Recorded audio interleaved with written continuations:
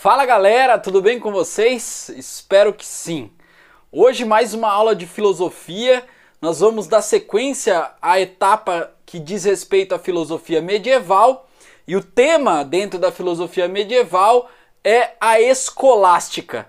Então, antes da gente aprofundar o tema, já curte o vídeo, se inscreva no canal e faça um comentário, uma dúvida sobre o que você tem da filosofia medieval para que a gente possa gravar novos vídeos. Vamos lá? Bom, para a gente introduzir esse tema, nós precisamos pensar em qual contexto histórico a filosofia medieval e, sobretudo, a escolástica surge, né? E é nesse cenário do século XII, século XIII, que envolve a Baixa Idade Média, ou seja, a transformação daquela Europa feudal com o aparecimento de comércio, a classe, o grupo social burguês, dos burgueses começa a surgir, tomar corpo, ganhar forma e, consequentemente, aquela Europa cristianizada com o domínio ideológico da igreja começa a tomar novos corpos, novos rumos. Então, é nesse cenário que a gente tem uma nova teoria filosófica pautada obviamente no cristianismo e que ganha corpo na Europa. E essa filosofia é chamada de escolástica. Bom, qual é a grande preocupação dessa teoria? É manter uma tradição cristã, né? Uma tradição do cristianismo. Se enquanto a patrística, que é a primeira escola da filosofia medieval que a gente tem, ela estava preocupada em trazer alicerces para o cristianismo, a escolástica está preocupada em manter uma tradição, costurar direitinho esse cristianismo e tentar fazer um vínculo ou costurar um vínculo com as novas verdades daquela sociedade. E como se sabe, a burguesia ganhava cada vez mais corpo na Idade Média, né, sobretudo pós-cruzadas, pós-século XI, e consequentemente o modo de vida dessa burguesia passa a ser aflorado, passa a ser agora uma verdade também para aquela sociedade. E como a gente sabe, a burguesia utilizava muito da matemática e do espírito racionalista para desenvolver o seu dia a dia. Então, obviamente que essa filosofia vai ter que lidar com aquilo que a gente chama de racionalidade, ou seja, vai ter que lidar com a razão, que é um princípio claro também da filosofia antiga, tá? Bom, qual é o grande intelectual dessa filosofia? Tomás de Aquino, que depois se tornou santo, aí foi santificado pela Igreja Católica, que também é conhecido como São Tomás de Aquino. E o Tomás de Aquino ele foi muito influenciado por uma filosofia que foi redescoberta na Europa, que foi a filosofia do Aristóteles. O Aristóteles, com as invasões macedônicas e depois com a invasão romana sobre a Grécia, os seus escritos foram perdidos pelos europeus. Mas a tradição árabe, que havia tido contato com a tradição grega, preservou os escritos do Aristóteles e esses árabes conseguiram construir um califado muito grande, que foi até a Península Ibérica, no século VII, né, que a gente vai ter aquela grande disputa com o Carlos Martel, e a história conta tudo isso pra gente. E esses árabes preservaram a filosofia do Aristóteles, utilizavam a filosofia do Aristóteles de uma forma muito impressionante, né? Como filósofo, por exemplo, chamado Averroes, e também um outro filósofo matemático chamado Avicena, né, ou Avicena, e eles foram fundamentais para a preservação da filosofia aristotélica.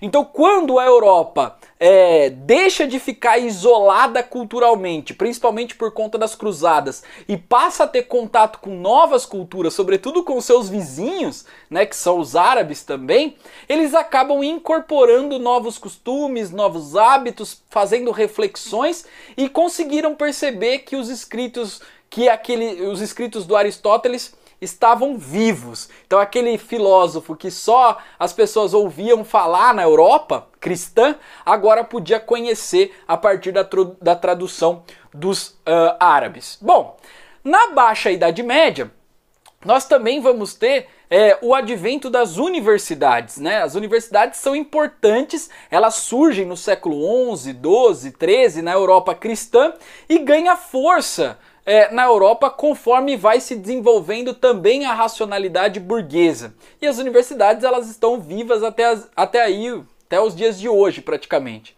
Mas a gente precisa pensar um pouquinho de o que era desenvolvido dentro dessas universidades. Num primeiro momento, algumas universidades foram fundadas sobre ainda os pilares das escolas da igreja, das igrejas católicas que estavam espalhadas em toda a Europa. Então essas universidades acabaram preservando de uma forma ou de outra, em alguns lugares, aquilo que a igreja havia preservado, que era o conhecimento metodológico, o conhecimento criterioso, o conhecimento formal, que ficara reservado apenas ao clero, né? Mas depois, essas universidades passaram a ter propriamente vida própria, ou financiada por alunos, ou financiada por professores ou financiado pela própria comunidade. E aí nós vamos ter aí basicamente um currículo básico para todo mundo, que é chamado de artes liberais, que desenvolve a retórica, a gramática e a lógica, e depois o indivíduo que quisesse permanecer na universidade para fazer uma especialização podia estudar medicina, direito, ou até mesmo a teologia, que nada mais é do que o estudo da religiosidade, o estudo de Deus, tá? Então, conforme vão avançando os séculos, né, há também um desenvolvimento profundo, rigoroso, metodológico do conhecimento, tá? E aí entra em cena o grande personagem da escolástica, que é Tomás de Aquino. Tomás de Aquino havia vivido basicamente no século XIII, né, com até 50 anos de idade, aí, no sul da Itália. Ele nasceu de uma família que a gente chama hoje mais ou menos de classe média, que bancou os seus estudos. Ele foi estudar numa espécie de igreja, de escola da igreja, teve contato com os dominicanos, e esses dominicanos acabaram incentivando São Tomás de Aquino a ir para fazer estudos e complementos dos seus estudos na Universidade de Paris. Lá em Paris, ele teve contato com a obra aristotélica e tudo aquilo que os pensadores estavam bebendo sobre Aristóteles, que estavam em contato agora com... que tinha tido contato com os árabes e que agora estava em contato com os cristãos também, né? Então, ali ele escreveu boa parte daquilo que ele pensava também, né? E foi esse espaço foi o responsável por criar a matriz ideológica do pensamento de São Tomás de Aquino, né? Que foi transcrito depois naquilo que é a obra-prima dele, chamada Suma Teológica, ou seja, uma espécie de resumo da teologia. Um livro que é uma referência, que tem vários tomos, que de resumo praticamente não tem absolutamente nada. Quem pegar a Suma Teológica para ler nos dias de hoje vai encontrar muita dificuldade, né? Porque a forma de escrita é uma escrita diferente do que a gente está acostumado hoje. E naquela época eles utilizavam a escrita como eles concebiam o conhecimento na época. Naquela época era muito comum eles terem debates acerca de um tema. Então um mediador, um professor, colocava um tema, né, levantava uma questão essencial, por exemplo, e os debatedores ficavam esgotando o tema através de debates, um jogando perguntas para o outro, para ver onde estava a falha do conhecimento do outro ou a falha da exposição do outro, né? Então, a Suma Teológica faz mais ou menos o que? O São Tomás de Aquino constrói um caminho, né, levantando todas as falhas e todos os pontos fortes, né? Depois levanta o outro caminho, as falhas e os pontos fortes, e depois ele acaba concluindo, escolhendo uma dessas duas posições. Tá? Então parece que você olha, você vai ler a Suma Teológica e fala assim, ah, então acho que ele vai defender isso, né? E depois vê a outra opção que ele defende e fala, ah, mas não dá para entender. O que dá para entender mesmo, qual é o posicionamento do Tomás de Aquino, é a sua conclusão, tá? Então serve como um guia para iniciantes do cristianismo, porque é um resumo de tudo praticamente, que trata sobre Deus, sobre os seres humanos e sobre Jesus Cristo, que seria uma espécie de Deus e ser humano no mesmo corpo, tá? Bom, o que interessa pra gente é especificamente como ele pensa a fé, como ele pensa a razão e como ele pensa Deus, né? Quem é Deus para ele e como que é possível encontrá-lo, tá?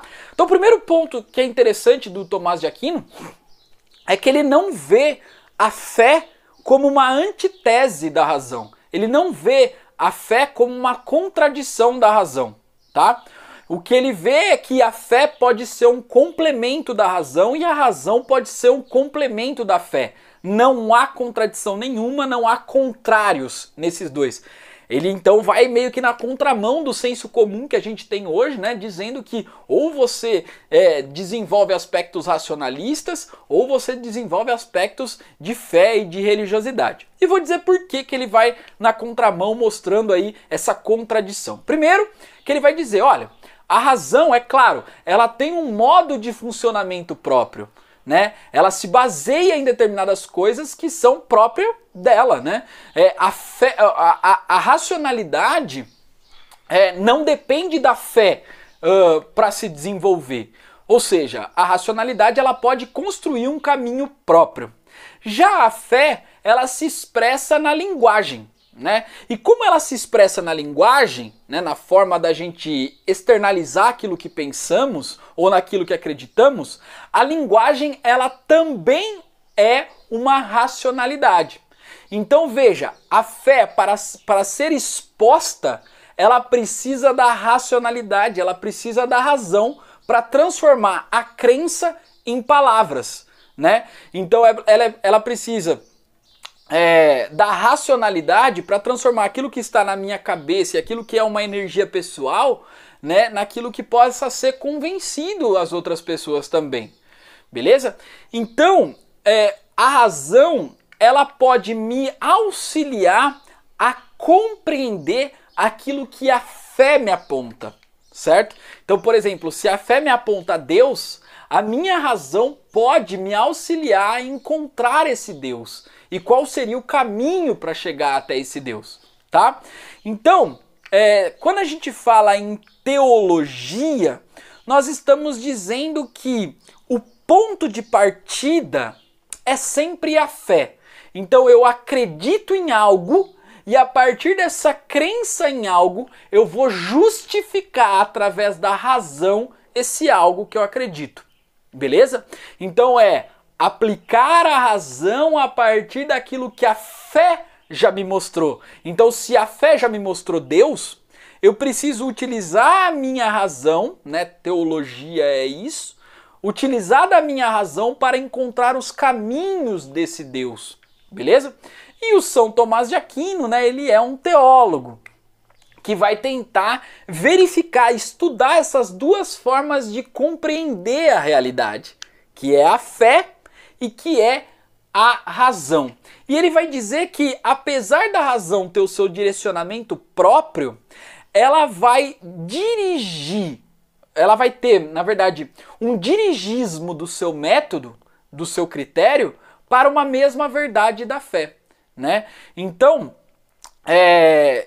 a razão leva à verdade, a razão leva até Deus. Então, o grande lance, assim, é um envolvimento que é um ponto de partida dessas pessoas nesse começo de filosofia da Baixa Idade Média, que os caras estão tentando cristianizar, olha que negócio doido, cristianizar filósofos do passado que eram extremamente racionalistas, mas que não tinha a religião católica porque a religião católica não tinha existido.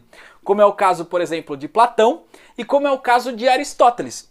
Então, nada mais, nada menos, eles estão cristianizando o Aristóteles. Estão dizendo assim, ó, apesar do Aristóteles não ser católico porque a religião católica não existia naquela época, aquilo que ele praticava, que era o racionalismo, que era a filosofia racional, né, que era a razão como a busca pela verdade, ele estava fazendo de boa fé isso, e consequentemente isso o levou até o nosso Deus sem mesmo ele ter a fé em Deus. Aí você fala, nossa Cláudio, mas então como ele tem esse conhecimento, né? Então vamos dizer, Para você conseguir chegar nesse conhecimento, você pode percorrer pelo menos 3 caminhos, né? O primeiro caminho é a verdade racional e sensível. É a razão pura, né? Então eu posso ter conhecimento a partir da razão pura, tá? A segunda forma seria eu ter o conhecimento racionalizado, beleza? Mas também ter revelações feitas através da minha fé por Deus. Então Deus revela as coisas para mim a partir do meu estímulo racional, tá? E a terceira fonte de conhecimento são verdades que só são encontradas a partir da revelação divina, que daí a racionalidade é incapaz de encontrá-la. Então agora vamos falar de Deus, do Deus católico, né? Então, para o Tomás de Aquino, é possível provar a existência de Deus de modo exclusivamente racional. Ou seja, você não precisa ter fé. Se você for fazendo investigações utilizando a razão, você vai consequentemente chegar em Deus. Aí você fala, mas como, Cláudio? Bom, vocês vão se lembrar que o Aristóteles tinha desenvolvido uma teoria das 4 causas. Lembra? Né? A causa eficiente era uma das principais causas daquilo que havia sido criado. Então, a explicação das coisas era sempre feita através de causa. Então, isso surge por conta de uma causa anterior. A causa anterior surge por conta de uma causa anterior. Como se estivesse num congestionamento, viesse uma carreta e tivesse batido atrás de um carro. Esse carro ia batendo atrás de outro, né? Até esse primeiro carro falar, bom, o que ocasionou a batida em meu carro? Ele vai olhar para trás, vai ver que é outro carro. Esse outro carro vai olhar para trás, vai ver que é outro, até chegar na carreta, que seria essa causa eficiente, tá? Então, para o São Tomás de Aquino, basta você ficar buscando as causas daquilo que existe materialmente, que vai te levar, obviamente, à causa primeira, tá? E qual é a causa primeira? Deus. Ou seja, Deus como sendo o grande criador de tudo. Então você pode encontrar Deus apenas a partir da fé, mas também você pode encontrar Deus a partir da racionalidade, da investigação, a partir dessa teoria das causas, tá? Então quem é racionalista, ao contrário, não vai se afastar de Deus. Pelo contrário, no fundo, ele vai encontrar Deus na sua forma mais absoluta e vai verificar que a razão nada mais é do que o caminho para também encontrar Deus, tá? Então, o que ele diz pra gente é que Deus seria esse lance a posteriori, certo? Então, Deus construiu tudo, né? Então Deus construiu o mundo e Deus construiu os homens, as mulheres, e depois que ele construiu, mesmo as pessoas sem fé, ela com a capacidade de raciocínio pode encontrar Deus. Então é o encontro de Deus a posteriori, posteriormente, depois da minha criação, tá? Então a observação do mundo natural é parte fundamental da construção do pensamento, da construção do encontro com Deus e do vínculo essencialmente da razão e da fé. Então, pessoal, se vocês forem perguntados se para São Tomás de Aquino a razão é a antítese, é a contradição da fé, a resposta é não, certo? Para ele é possível fazer um encontro com a fé e essa fé ser, junto com a razão, o caminho para Deus. Ou mesmo a razão sozinha, se essa razão for motivada pela investigação, né, positiva, pela investigação buscando sempre o bem, né, você vai também encontrar Deus como a causa primeira da origem de todas as coisas. Certo, pessoal? Então, se você curtiu, já deixa o like aí, se inscreve no canal, comenta o que ficou faltando nesse vídeo para que a gente possa melhorar para um próximo vídeo. Espero seus comentários aqui embaixo. Valeu, gente, um abraço para todos vocês e se liga aí em nosso canal. Valeu!